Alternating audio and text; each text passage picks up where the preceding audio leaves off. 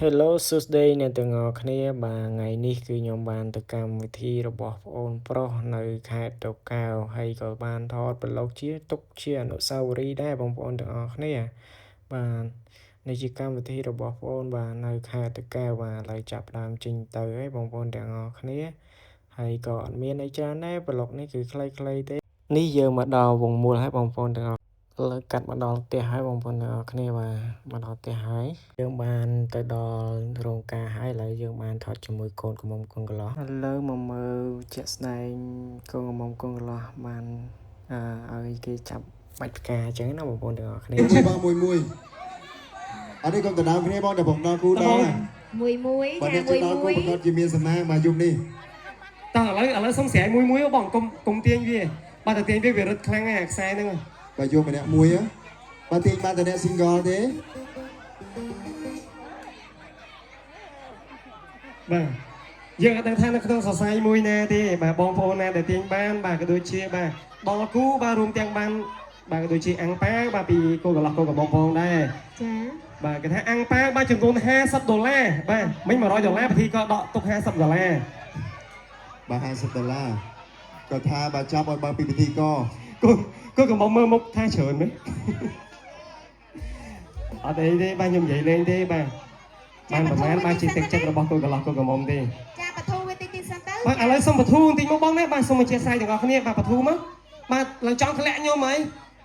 បាទកញ្ញាយើងមកបទូបន្តិចមក តោះអូខេបធូទាំងអស់គ្នាមកបាទអត់អីទេនៅលើដៃយើងឯងអត់មាន ចា អ្នកណាដដើមនេះទេបាទ ចាប់បានតែអ្នកអត់គួយអ្នកមានគួរឲ្យចាប់ទេ គេមានចាប់ណាគេទាញ នៅ ចា ខាងក្រោយគូ បងគេមានចាប់ណាគេទាញ អូ ចា គេទាញបាទច្រឡំមាត់ថាចាប់ចាប់ឲ្យវ័ន ឥឡូវបើថាស្រាចេញទេផ្លូវកាត់មកបងមើលអធិស្ឋានបងណាមានថ្មិញពូកែបងសុំ ចាពិធីកចាមួយនឹងគឺបកាយខំបកាយគៀមចាឲ្យគាត់គៀមសិនមកចា បើពិធីកស្រីយើងក៏ប្រកាយខាំដែរ តោះលើប្រយ័ត្នទៅស្រួលទាំងអស់គ្នាតោះសុំមកគ្នាមួយសិនណាអេ ទៀតមួយផង មិនហមបានកុំទាញណាលាក់កូនកន្លោះទៅ បើទៅយក5ចាំមកទាញមួយបំរុងទៅដល់គូបើចិត្តគឺខ្លាំងក៏ដល់ដែរ អូអត់ចេញទេ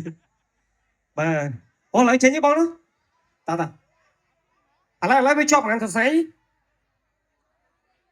អូខេឥឡូវយើងធ្វើការទាញអូចាប់តែ2ណាតើឥឡូវមក2ហ្នឹងទាញទាំង2តែម្ដងទេបាទ ចាគិតថារញ៉េខ្លាំងមែនទែនដូចសម្បកពីងណាចាគាត់ដល់កនោះ បាទសុំបាទអូខេបាទបងប្អូនយើងប្រញាប់នៅរំលេង ចាបធូតិចមកណាចាចិត្តរួចហើយ បាទបងប្អូនយើងអ្នកនៅទាំងអស់គ្នាបាននៅរំចាប់អកកដងទាំងអស់គ្នាបងណាបាទអូខេបាទរំតទៅបិទអកកដងឲ្យ បាទអញ្ចឹងមានតែអីច្រើនទេបាទមានតែជូនពរប្អូនមានឆ្លាញ់គ្នាបានយូរ